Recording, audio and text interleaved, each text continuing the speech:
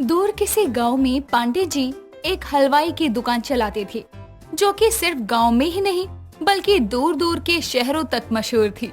Pandey ji 2 kilo gulab jamun बांध देना। हमारी घरवाली को आपके यहाँ के गुलाब जामुन बहुत पसंद है। बहुत दिनों से कह रही थी पांडे जी के गुलाब जामुन लेते आना, लेकिन कभी समय ही नहीं मिला। आज यहाँ से गुजर रहा था तो सोचा घरवाली के लिए गुलाब जामुन लेते चलूं। हाँ हाँ, क्यों नहीं भाई, अभी पैक करवा देता हूँ आपके लिए। 2 किलो गुलाब जामुन चाहिए ना आपको? आखिर आप जैसे ग्राहकों की वजह से ही तो हमारी ये हलवाई की दुकान चलती है। अजी ऐसी तो कोई बात नहीं है, ये सब तो आपके हाथों का जादू है। गांव की सबसे अच्छी मिठाई आपकी दुकान के अलावा कहीं मिलती ही नहीं। ये तो हमारे पुरखों की धरोहर है, जिसकी वजह से हम इतनी अच्छी और बिना मिलावट की मिठाई अपने ग्राहकों को दे पाते हैं। मुन्ना, भाई जी की मिठाई पैक हुई या नहीं? मालिक बस अभी आया। थोड़ी देर में मुन्ना हाथ में मिठाई का डब्बा लाता है और पांडे को दे देता है। तभी वहाँ पर पांडे का बेटा रामा आ जाता है, जिसे देखकर मोहन कहता है, पांडे जी ये कौन है? ये आपका बेटा है क्या? हाँ भाई जी, ये मेरा बेटा रामा है। अभी कुछ दिनों पहले ही शहर से पढ़ाई करके घर लौटा है। बस अब इसकी शादी के लिए अच्छी सी लड़की देख रहा हूँ मैं। अच्छा ये बताओ कि आपका बेटा शहर में पढ़कर आया है तो इसके पास तो अच्छी नौकरी होगी। मैं तो कहता हूँ इसे कि कहीं नौकरी कर ले, लेकिन ये कहता है कि मुझे यहीं रहकर अपने पुरखों की ये हलवाई की दुकान चलानी है। सच में आपके बेटे की सोच तो बहुत अच्छी है, वरना आजकल के जवान लड़के माँ बाप की दुकान या काम संभालते हैं। उन्हें तो बस आजाद घूमना पसंद होता है। आप बहुत ही किस्मत वाले मालूम होते हैं पांडे जी। और हाँ, मेरी नजर में एक बहुत अच्छे घर की लड़की है, मैं एक बार उनसे बात करके आपको बताता हूँ।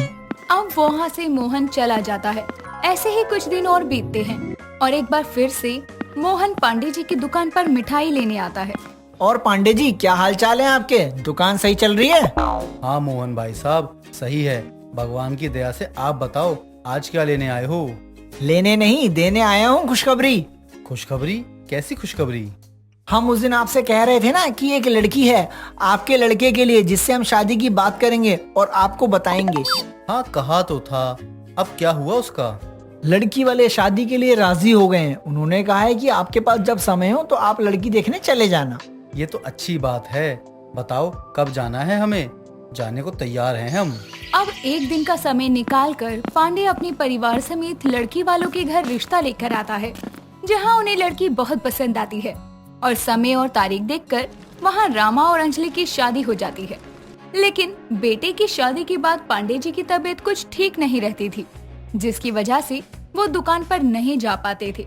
इसीलिए उनके बदले उनका बेटा रामा अपने पापा की मिठाई की दुकान पर जाने लगता है। एक दिन अचानक से दुकान से आने के बाद रामा अपने पापा को बताता है, पापा जी, आज हमारी हलवाई की दुकान पे एक बहुत अमीर आदमी आया था। उसने कहा है कुछ दिनों के लिए शहर में ना उसकी बेटी की शादी है, तो वो चाहता है कि हम उसकी बेटी की शादी में जाके खाना बनाएं। इसलिए हमें कुछ दिन शहर में ही रहना होगा। ये तो बहुत अच्छी बात है, लेकिन बेटा शहर जाकर काम करना होगा, तो यहाँ की दुकान कौन संभालेगा? पापा जी, कुछ दिनों के लिए दुकान बंद हो जाएगी तो कोई फर्क नहीं पड़ेगा। नहीं बेटा, इस दुकान को इतने साल हो गए हैं, लेकिन आज तक एक भी दिन ये दुकान बंद नहीं रही है। यहाँ तक कि मेरी शादी वाले दिन भी ये दुकान बंद नहीं हुई थी। आज हम जो कुछ भी हैं इस दुकान की वजह से हैं। लेकिन पापा जी, शहर वाला काम भी तो बहुत जरूरी है, क्योंकि ये शादी शहर के सबसे अमीर आदमी के घर में है। अगर वहाँ हमारा खाना लोगों को पसंद आएगा तो हमें बहुत सारे काम मिल जाएंगे। लेकिन बेटा फिर यहाँ की दुकान कौन संभालेगा? पांडे और रामा की बात पास खड़ी नीलम सुन रही थी। तभी वो पांडे की बात का जवाब देती है, पापा जी बुरा ना माने तो आपकी यहाँ वाली हलवाई की दुकान मैं संभाल लूं। लेकिन बहू, तुम कैसे इतनी बड़ी दुकान संभाल लोगी? दिन भर वहाँ हजारों लोग आते हैं, अलग अलग डिमांड करते हैं, तो ये सब हो पाएगा तुमसे? पापा जी आप उसकी चिंता मत कीजिए, मैं सब देख लूंगी। आप बस मुझे एक मौका दीजिए। पापा जी, मुझे भी लगता है नीलम सही कह रही है, हमें इसे एक मौका देना चाहिए। ठीक है बेटा, अगर तुम दोनों को लगता है कि यही सही रहेगा तो ठीक है, मुझे इससे कोई दिक्कत नहीं है। पांडे अपनी बहू को हलवाई की दुकान पर काम करने की मंजूरी दे देता है, जिसके बाद वो अगले ही दिन से दुकान जाना शुरू कर देती है और कुछ दिनों तक हलवाई की दुकान चलाने, हिसाब किताब जैसे सब चीजें सीखती है। कुछ दिनों के बाद जब रामा शहर चला जाता है तो शादी में कैंटीन का काम संभालने के लिए तो उसके पीछे से नीलम दुकान को संभालती है। यार आज तो यहाँ बहुत भीड़ है, लगता है आज अच्छा खासा काम होने वाला है। मुझे सच में नहीं पता गांव में पापा जी की इस हलवाई की दुकान की मिठाइयाँ इतनी फेमस हैं। अब वहाँ धीरे धीरे काफी सारे लोग आ रहे थे क्योंकि इस दुकान की मिठाई बहुत अच्छी और सस्ती थी। नीलम को ये मालूम हो गया था कि लोगों को यहाँ की मिठाई पसंद है, तो वो कितने की भी मिठाइयाँ बेचे हर कोई खरीद लेगा।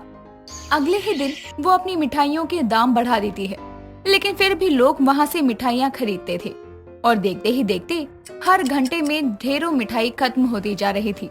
जिसके बाद वो सोचती है, क्या बात है, यहाँ के लोग इस मिठाई को खाने के लिए इतने बेताब हैं कि 2 गुने रेट में भी इसे खरीदने को तैयार है। अब मजा आएगा। ये मिठाई बेचकर मैं इन पैसों में से कुछ पैसे बचा कर ना अपने लिए और जेवर बनवा लूंगी, और इतनी कमाई देखकर पापा जी और रामा जी भी ना मुझसे खुश हो जाएंगे। अब नीलम के मन में पैसों का लालच इतना बढ़ गया था कि उसने अपनी मिठाइयों में मिलावट करनी भी शुरू कर दी थी, ताकि कम सामग्री में ही वो मिलावट करके ज्यादा मुनाफा कमा सके। जिसकी वजह से जो लोग पांडे मिठाई खाना पसंद करते थे, वही अब मिठाई वहाँ से लेते तक नहीं थे। धीरे धीरे सभी ग्राहक वहाँ से जाते जा रहे थे, सिवाय मक्खियों के। और नीलम के अलावा उस दुकान पर अब कोई नहीं बचा था। एक दिन मुन्ना पांडे के घर जाता है। क्या बात है मुन्ना, बड़े दिनों बाद घर आए हो। लगता है दुकान से समय नहीं मिल पा रहा है। बहू ने अच्छे से दुकान संभाली है ना, इसलिए। माफ कीजिए मालिक, लेकिन हम ये नौकरी नहीं कर सकते। हम ये नौकरी छोड़ कर जा रहे हैं। और हाँ, आप अपनी दुकान के लिए ना किसी और को रख लीजिए। अरे मुन्ना, ये तू क्या कह रहा है? इतने सालों में तूने कभी नौकरी छोड़ने की बात नहीं करी, फिर आज क्यों बोल रहा है ऐसा? क्या सुना है आपको मालिक अपनी दुख भरी कहानी? तो सुनना है अगर आपको फिर भी तो सुन लीजिए। मालिक, आपकी बहू जो है ना, जब से वो दुकान पे आई है ना, हमारा तो जीना दुश्वार हो गया है। अरे वो हर मिठाई में मिलावट करती है, और हाँ, सारे दाम भी बढ़ा दिए मिठाइयों के, जिसके कारण ना हमारे सारे पुराने ग्राहक भाग गए। और आपको पता है, मेरा घर भी आपकी दुकान से ही चलता था, लेकिन जब से आपकी बहू आई है ना दुकान पे, दुकान तो चल नहीं रहा, तो मेरा घर कैसे चलेगा मालिक? इसलिए मैं कहीं और काम देखने जा रहा हूँ। बस यहाँ आपको ये बताने आया था, क्योंकि आपको बताना मेरा फर्ज बनता है। नहीं मुन्ना, तू कहीं नहीं जाएगा। अच्छा हुआ तूने बता दिया कि मेरी बहू मिलावट करने वाली हलवाई है। अब मैं अपनी दुकान को और गिरने नहीं दूंगा।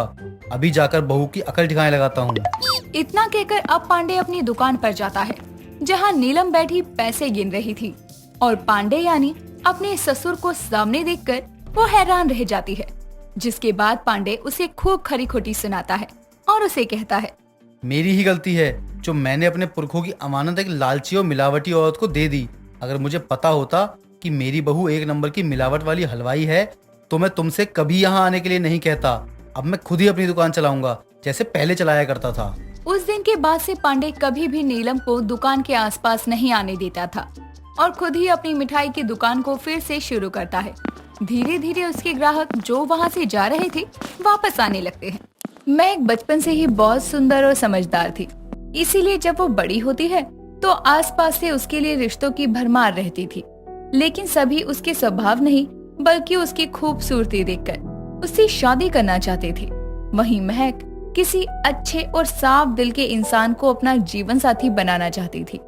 इसीलिए वो एक रोहन नाम के लड़के से शादी कर लेती है, जिससे वो प्यार करती थी। और रोहन भी मेनका से प्यार करता था, ना कि उसके रूप रंग से। रोहन की माँ भी शादी के लिए राजी हो जाती है। और अगले दिन मेनका की मुंह दिखाई पर जब मोहल्ले के सभी लोग आते हैं, अरे मधु, तेरी बहू तो बहुत सुंदर है। कहाँ से ढूंढ कर लाई है ये चांद का टुकड़ा? क्या बताऊं, भगवान से बहुत दुआ की थी कि भगवान मेरे बेटे के लिए एक सबसे सुंदर बहू दे, जो मुझे गोरे गोरे सुंदर सुंदर पोते दे सके। और भगवान ने मेरी सुन ली। अच्छा, सुंदर बहू तो मिल गई, लेकिन अपनी सुंदर बहू का ध्यान भी रखना, किसी चिड़िया की तरह फुर हो जाए। सुंदर चीजें ज्यादा टिकती नहीं है। मेरी बहू ऐसी नहीं है। तुम अपने काम से काम रखो। बहू की मुंह दिखाई कर ली ना, अब अपने घर जाओ। मेरे पास ये सब बातें सुनने का समय नहीं है। इतना कहकर मधु विमला को वहाँ से भगा देती है और उसके जाने के बाद सोचने लगती है, इस विमला की जुबान भले ही कड़वी है पर सच्ची है। मुझे अपनी गोरी बहू पर नजर रखनी पड़ेगी हर वक्त। इतना कहकर अब मधु भी अंदर चली जाती है। ऐसे ही कुछ समय और बीत जाता है। मधु कभी मेनका को उसकी सुंदरता की वजह से घर से बाहर नहीं जाने देती। उसे लगता था कि कहीं कोई और मेनका को अपने प्यार के जाल में फंसाकर भगाकर ना ले जाए। इससे परिवार की बहुत बेइज्जती होती। ऐसे ही अब 1 साल होने को था और मेनका एक बच्चे को जन्म देने वाली थी। बच्चे के जन्म से पहले मधु मेनका से कहती है, बहू, अब मैं चाहती हूँ कि तू हमारे घर के वारिस यानी एक सुंदर से बेटे को जन्म दे। मैं जानती हूँ जितनी सुंदर है ना तू, मेरा होने वाला पोता भी उतना ही सुंदर होगा। माँ जी, लड़का या लड़की गोरा हो या काला हो, ये सब मेरे हाथ में नहीं है। ये सब तो भगवान की मर्जी है, इसमें मैं क्या ही कर सकती हूँ। मैं ये सब नहीं जानती, मैंने बस कह दिया है। जब से तेरी माँ बनने की खबर सुनी है तब से गोरा चिट्टा पोता पाने के लिए मैंने क्या क्या नहीं सोचा। देसी घी, तरह तरह की चीजें सब खिलाई। अब तो पोता ही होना चाहिए, वो भी सुंदर। हे भगवान, ये माँ जी को क्या हो गया है? अगर लड़की हो गई तो इनके सारे अरमान चूर चूर हो जाएंगे। ये सब सोचकर मेनका बहुत परेशान हो जाती है और अचानक उसको पेट में दर्द होने लगता है। वो जोर जोर से मधु को आवाज देती है। ये सुनकर मधु भागते हुए उसके पास आती है और हॉस्पिटल में कॉल करती है। कुछ घंटों के बाद मेनका एक बेटी को जन्म देती है जो कि रंग में काली थी। रोहन अपनी बेटी को लेकर मुस्कुराते हुए अपनी माँ के पास जाता है और उसे कहता है, माँ देखो कितनी प्यारी बेटी हुई है हमें, बिल्कुल अपनी माँ पर गई है। हाय राम, क्या कह रहा है? लड़की हुई है? जरा दिखा तो। अरे ये तो काली है, ये मेरी पोती हो ही नहीं सकती। अरे डॉक्टर, ये क्या मजाक है? हमारे घर तो सुंदर पोता होना था, ये काली कलोटी लड़की कहाँ से हो गई? माँ ये आप क्या कह रही हैं? ये मेरी और मेनका की बेटी है। तो क्या हुआ, काली है तो खून तो हमारा ही है इसमें। नहीं, ये लड़की मेरी पोती हो ही नहीं सकती। मैं इसे कभी नहीं अपनाऊंगी। इसे मेरी नजरों से दूर ले जा।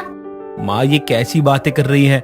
ये मेरी बेटी है और आप इसे अपनाने से मना कर रही हैं। आपके मानने या ना मानने से सच्चाई नहीं बदल जाएगी माँ। इतना कहकर अब रोहन वहाँ से अपनी बेटी को लेकर चला जाता है।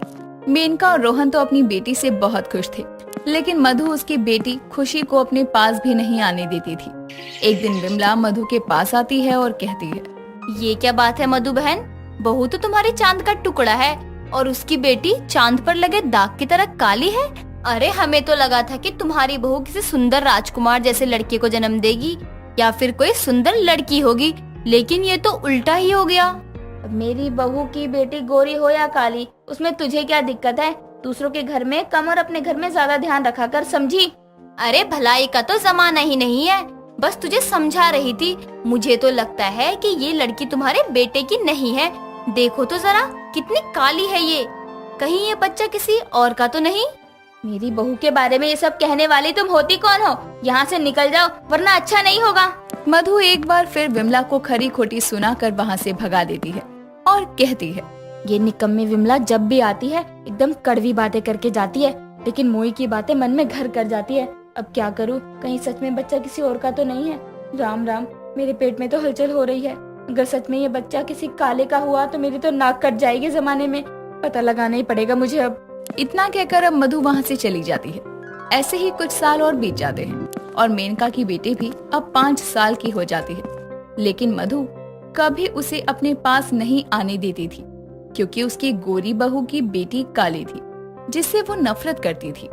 एक दिन मेनका का एक पुराना दोस्त उसके घर के बाहर मिल जाता है और उसे कहता है, बधाई हो मेनका, अब तो तुम माँ भी बन गई। बताओ पार्टी कब दे रही हो? मना मत करना, अब कोई बहाना नहीं चाहिए। अरे भला मैं ऐसे मौके पर तुम्हें कैसे मना कर सकती हूँ किसी चीज के लिए? चलो तुम अंदर, मैं अभी कुछ अच्छा लेकर आती हूँ। अरे मैं तो ऐसे ही कह रहा था मेनका, तुम तो सच समझ बैठी। अरे मुझे कुछ काम है, जल्दी जाना होगा, पार्टी किसी और दिन करेंगे। अच्छा ठीक है, जब तुम्हारे पास टाइम हो तब आ जाना। ये कहकर मेनका वहाँ से चली जाती है और सुधीर भी घर के बाहर से ही चला जाता है और ये सब मधु देख लेती है और घर में जाकर मेनका से कहती है, मैं तो समझती थी कि दाल में कुछ काला है, लेकिन ये दाल ही काली निकली। माँ जी अब क्या पहेलियाँ बुझा रही हैं? दाल में काला काली दाल? मुझे कुछ समझ नहीं आ रहा है कि आप कहना क्या चाह रही हैं। ये बताओ वो लड़का कौन था जो बाहर खड़ा था? कौन वो तो मेरा दोस्त सुधीर है, कॉलेज में हम दोनों साथ पढ़ते थे। यानी कि करीबी दोस्त था। मैं समझ गई, वो लड़का ही है ना तेरी इस काली बेटी का बाप, क्योंकि ये काली लड़की मेरे बेटे की औलाद हो ही नहीं सकती। ये आप क्या कह रही हैं माँ जी? ये बेटी मेरी है और आपके बेटे की है, आप मुझ पे ऐसे शक क्यों कर रही हैं? क्योंकि जिस तरह से वो लड़का तुझसे मिल रहा था, बात कर रहा था, उससे साफ पता चल रहा है कि तुम दोनों का अफेयर चल रहा है। आज जाने दे मेरे बेटे को, तुझे इस घर से बाहर निकलवा कर ही दम लूंगी। इतना कहकर मधु वहाँ से चली जाती है और शाम को जब रोहन घर वापस आता है तो उसे मधु की एक की दो बात लगाकर बोलती है। लेकिन रोहन मेनका को अच्छे से जानता था, वो कभी ऐसा नहीं कर सकती थी। इसीलिए वो अपनी माँ को समझाकर शांत होने को कहता है। लेकिन मधु के दिल में अब भी अपनी गोरी बहू और उसकी काली बेटी के लिए नफरत कम नहीं हुई थी। एक दिन घर से सभी लोग गए हुए थे और वहाँ बस मधु और उसकी पोती थी। दादी, भूख लगी है, खाना दे दो ना। क्या कहा खाना चाहिए? पहले तुम मुझसे दूर हो। सुन, मैं नहीं दूंगी तुझे खाना, समझी? भाग यहाँ से। मुफ्त का खाना खाती रहती हैं दोनों माँ बेटी। दादी, बहुत भूख लग रही है, थोड़ा सा खाना दे दो। एक बार और दादी कहा ना तो उठाकर घर से बाहर फेंक दूंगी। इतना कहकर मधु उसे वहाँ से भगा देती है और खुद ऊपर के कमरे में जाने लगती है। तभी उसका पैर फिसल जाता है और वो सीढ़ियों से नीचे गिर जाती है। उसके सर से बहुत खून बहने लगता है। ये देखकर दिव्या भागती हुई बाहर जाती है और पड़ोस से विमला को मदद के लिए बुला कर लाती है। विमला जल्दी से हॉस्पिटल में कॉल करती है और मधु को जब पता चलता है कि उसकी जान उसकी पोती की वजह से बची है तो ये जानकर उसे बहुत अफसोस होता है। वो कोसती रही, आज उसी ने मधु की जान बचाई। उस दिन के बाद से मधु अपनी पोती से बहुत करीब हो जाती है।